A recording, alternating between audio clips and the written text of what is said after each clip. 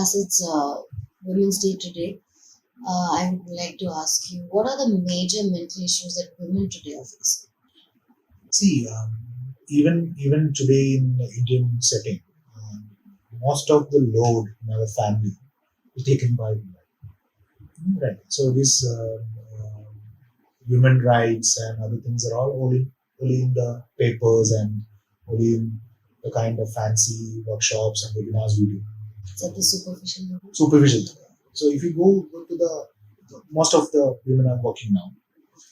They are working, but they have, when they come back they have to do a lot of other work also at home. But it's not equally shared.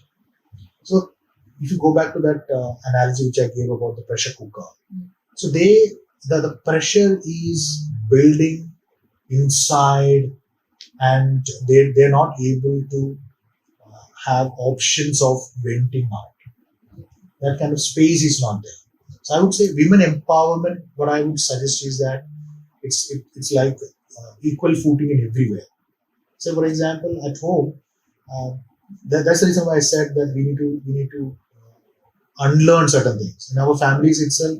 When we in the child rearing, we need to get into a space where we need to tell our children that there is nothing like gender based roles and responsibilities. Right. Other than that, this cannot change. So what happens at this point in time? We could see that the kind of corporate clients we have, the general public, the kind of emotional issues which women are facing are on the rise now. During the pandemic itself, you could see that they have to take care of the family, look after the kids, cook, and attend online work. But men, online work alone. Right. So they can extend. They can think of taking calls in the midnight, but that's not possible. Always possible for. And I'm not saying that you'll not be able to generalize it, but this is the majority situation. So, because of this structure of our society and the way it works, how has it affected women? The primary reason is that they can't. They have to think twice to take a decision about. Say, for example, you're in Bangalore now. You're given a chance. You're getting a very good job offer from Mumbai. That's your dream job. You can't just say that. No, okay, I will join tomorrow. No, you can't say. You can't say that because you have a lot of other commitments, so-called commitments, and but that may not be the case with your husband, or that may not be the case with your brother, that may not be the case with your cousin, because he says that that's my dream job, and the society also says that he's a man, he has to earn and professionally establish and things like that. Okay. Right, but that may not be the case of females. We always say that when you say, for example, one of the most commonly seen issue here is about bringing up the child. The delivery is over. Then, majority of the people say that you take off from your work. Let the girl take off from the work. Because the child needs the mother. Child needs the The mother. statement. That's a statement. A child needs father also technically. Yeah. Right. But see, this is how the system goes now. Unless and until we are not able to, if you're not able to change this mindset, then whatever you do, whatever you talk about women empowerment and all, cannot happen. I don't think it's possible. So I would say that. I was reading a Facebook post today. The moment you limit Women's Day to one particular day, that itself is actually not empowering them. 365 days are Women's Days, technically. Yeah. So I read a quote that when you have physical illness or physical damage or fracture or something, you can openly speak about it and go to the doctor. But when you are suffering from inside and you have a smile on your face, but when you sit and talk to someone and they are like, "Chal, we'll go for a drink, you will be fine," and every other random, which will push you more towards depression or any mental, which will worsen it.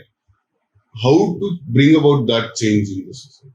See, that's the reason why I said in the beginning itself, only way we can uh, come out of this is by mental health literacy. Hmm. So, as a society, we need to understand what you mean by mental health, first of all. Hmm. Second thing, what are the common signs and symptoms of it? And the psychological first aid. Hmm. See, why the other person is telling that, why can't we go for a drink? Because he himself do not know what to do. Mm. He is stuck. The moment you tell about your girlfriend or about your job and all, he's able to understand that. He's able to resonate about it. Hmm. But the moment you talk about your emotional health, the other person is stuck because he is illiterate about it. He doesn't know what to do because that kind of a culture, that kind of open communication, open discussion about these issues are never there in the past. It's because it's not there in our curriculum. This is not reinforced in our family, Hmm. not in our society, not in our friendship circle. Then how is it expected? Yeah. That needs to be. So the core is mental health education, mental health literacy, awareness. Hmm. In India, as a country, we are not literate in that line. So, do you think government will have a huge role to play in this? Definitely, but as a country like India, Hmm. majority of our funding is going for defense, Yeah. primarily because of a lot of reasons. Hmm. Okay. These are all real reasons. Yeah. So, for mental health, we are not pumping in money at this point. Hmm. So, from a government machinery taking charge of it and getting into mental health literacy, that can be a fancy idea. That may not happen. And more than that, the number of mental health professionals in India. You take number of psychiatrists in India, less than 5,000 Yeah. for 130 crore people. By the way, we have more than 9,000 psychiatrists of Indian origin in US. That's a different story altogether. That's a different story altogether. But see, psychologists, trained psychologists in India, the number of psychologists is also very less. So we need a parallel process Hmm. where political parties or non-governmental organizations, uh, the kind of mental health, we need to have a mental health movement. Hmm. That's what we say for this particular drive. So, in India, when we see if we have a problem, we usually don't go to a psychologist or a psychiatrist. We take a lot of time. Usually, they say you have your own psychologist at home because your family system is your psychological support. And that is the main reason why people take a lot of time to go to a psychologist because they feel it can be solved within the family. You have your mother to listen to. I mean, you have mostly it's the females that you go to. If you have a problem, they are the support system. They listen to you. They counsel you. They're the unofficial counselors in the family. So, how has the change come about now? It used to be the system before. Now it has taken So up. this is fine. In the beginning, it is fine. Say, for example, 5-liter capacity of your cooker is fine in the beginning. Hmm. But as and when you grow up, you might require a lot more capacity, right? So how do you enhance that capacity? For that, the family system may not be enough. You might require a professional support. Second one, family, they're not trained in psychology. So what happened? The kind of responses they give are not professional responses. Mm. Say, for simple example, I'll tell you. You're scared of dogs. So the common response from your family will be, so there's this dog outside the gate. The common response is don't go out. Hmm. Simple, right? This is avoidance. So what happened? Today you escaped from that, Mm. but tomorrow also dog can be there, right? Okay. Every time you cannot avoid going out. Yeah. So avoidance from outside, it looks a possible or a good option for you at this point in time, Mm. cannot be a good option in the long run, because this avoidance will maintain your dog phobia, Okay. right? The kind of solutions given by a family member can be a solution in the beginning.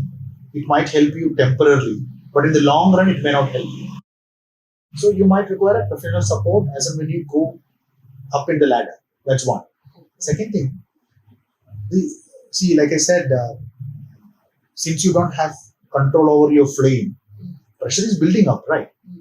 Every time you cannot release the lid and allow the pressure to go out. Mm. It is good temporarily. So the family is there. Family will give you the support. Will give you confidence in terms of containing this problem. Mm. It will help you in terms of moving forward. But you need a closure for certain things, no? So for that, we need a professional support.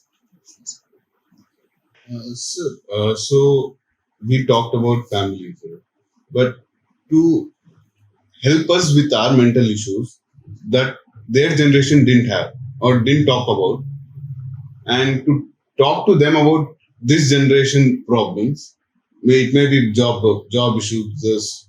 Even students have their own pressures like exam pressures and stuff. How to communicate with them so that even if the solution is temporary, they can sit and understand, and they have that mindset. Okay, if we need a professional consultant, we will go for it without even thinking about the society. Because the moment we tell mental health, they say it's nothing, we can't. Come on, you have everything. One last answer is when we push something for something like this, they say we have given you everything, how can you be mentally ill? So how to avoid that, or how to make them understand about So I think this? goes back to the previous answer. The first thing is mental health literacy itself. So why are they pushing it off? Primarily because they are not able to understand that this is a problem. Right. So they need to understand that these issues can also come up. So if you're not aware of that, what happens? There's a tendency for you to avoid it. There's a tendency for you to distract from that, and it will grow inside. It's called masked problem. You have that inside. It's like a cancerous growth inside.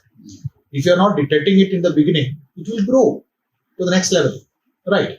No? It can be treatable because now the trends are different. But what happens in mental health, since the family is not, the society is not literate about mental health issues, signs and symptoms, the kind of first aid issues, what happens? There's this tendency for them to ignore it. If you don't know about it, then you don't look for it, right? Yeah. That is what happened in our system. One. Second thing, as a family, we don't have family. The previously there was a concept called family time and all, right?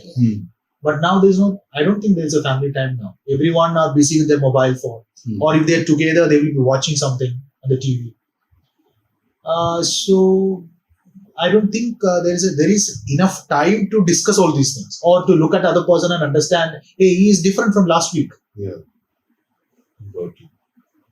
I think we need to bring certain things back into the family systems. Then only we will be able to bring in changes in the long run. Otherwise, we are just superficially we are working on it. So how social media has impacted a person's life, mentally and physically? One thing is you started believing social media. The information which you get from social media, you started believing that that is a reality, and you start living your life accordingly. And you feel that your life is completely dependent on the kind of number of likes you get in Facebook and Instagram and things like that. So what happens? You started believing the other person's life, what they project on social media as true, and started mimicking those. That's one. So you've gone into unrealistic world completely. That's one. Second thing, you limited your life into the social media, believing that that is the new norm. So what happened? The the real friend who is your neighbor, you're not spending time with him. Instead, you're not spending time with the people in the social media. So what happens here? The relationships have become fake to some extent. There is no true friendship. And when you see certain things, what happens? The kind of responses you get are getting unrealistic now from social media. So the reality has shifted. So with that is creating problem in the psyche of the individual. Okay, so you said the government cannot pump so much of money for psychology today. So do you think movies, social media, other platforms can help in bringing awareness? Definitely. There are. So, like I said, social media and other kind of generally media, you cannot push them away, right? They're all pillars of one of the pillars of the entire system, right? So it has positive and negatives, advantages, disadvantages. So right now the disadvantages are more. So, but if you're able to use them as one of the channel for creating or for bringing in change in the individual's life, definitely that can be used as a very good platform. And that's the most popular platform now. Yes. Most promising platform also. So, and it can reach a wider audience as well. There are people who are using it also now, right? But the reach is not that, because you get into fancy stuff, then the reach is more. But there are a lot of people. I think I'm following a couple of people also. I see that they're using it for the better good. So about mental health or depression for that matter, can it be genetic? Genetic factors are also there, but it cannot be only genetic.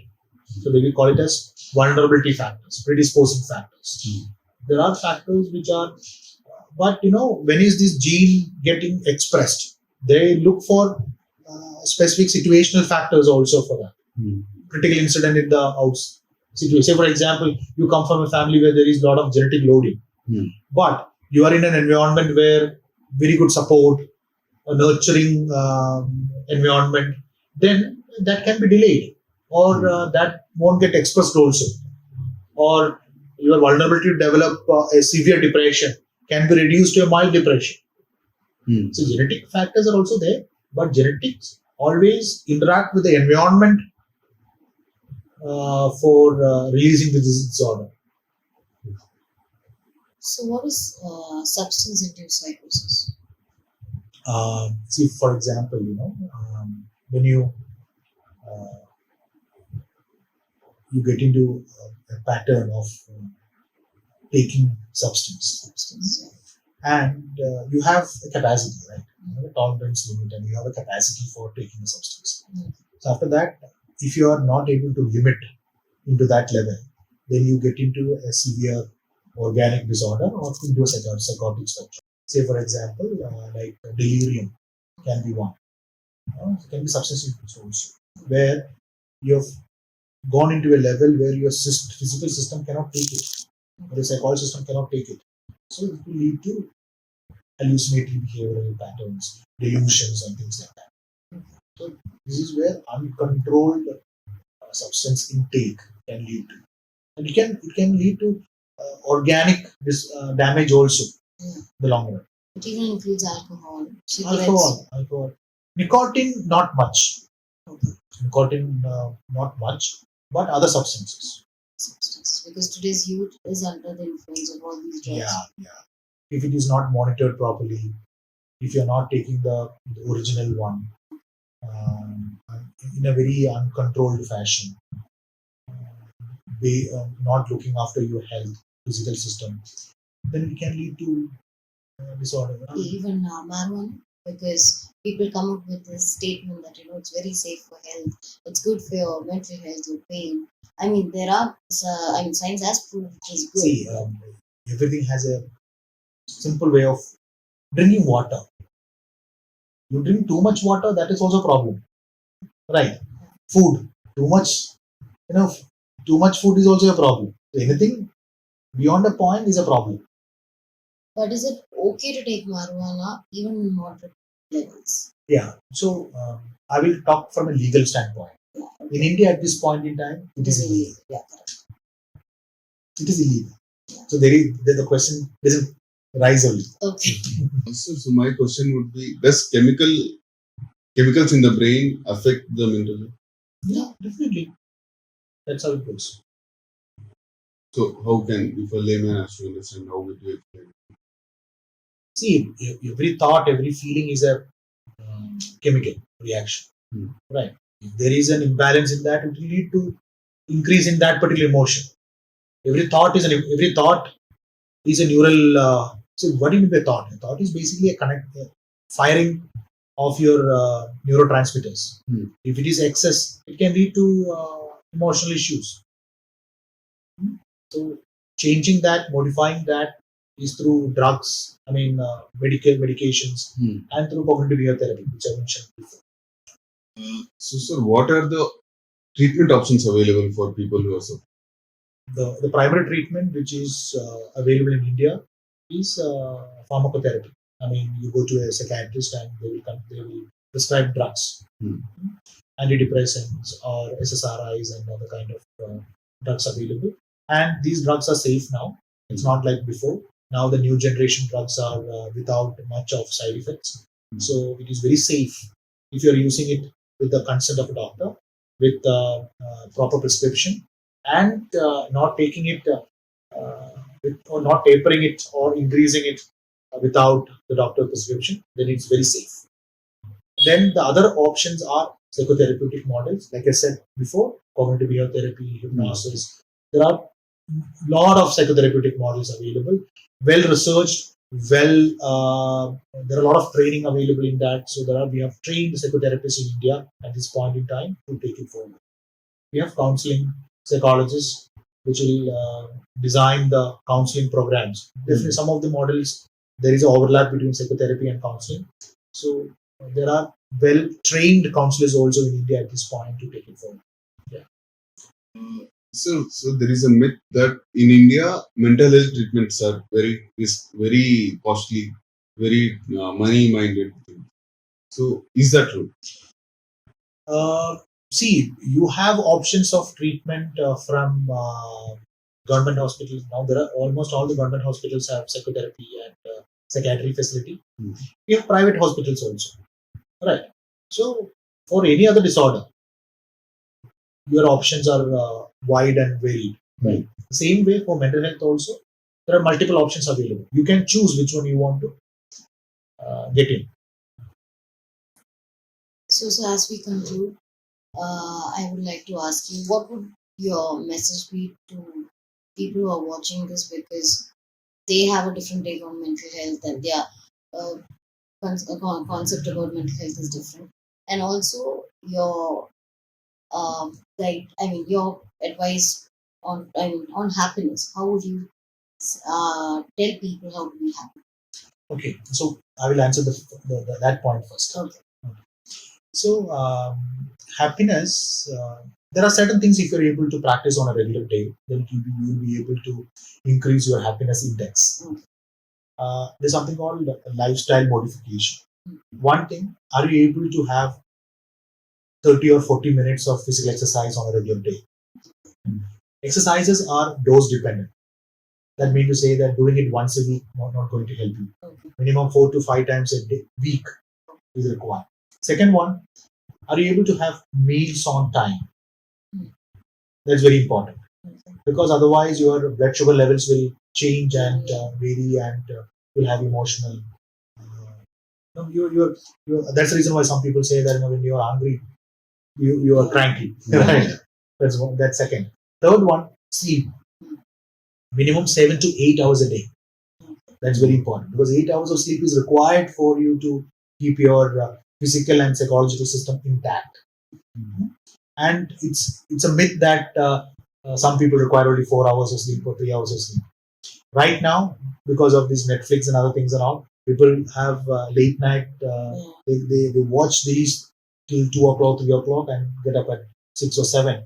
Not going to help you. These are three primary things. Then, how about your recreational activities? I would strongly recommend you to identify 10 things which you used to do before to make yourself happy, and try to engage in at least one activity a day from that list. And then you, like I said, then to have a proper friendship network or a social interaction, go out and talk to people, interact with people, and things like that. Mental health is equally important that of physical health, right? And it goes together. If physical health is impacted, your mental health is also affected. Your mental health is affected, your physical health is also affected. But most of the time, people do not realize it.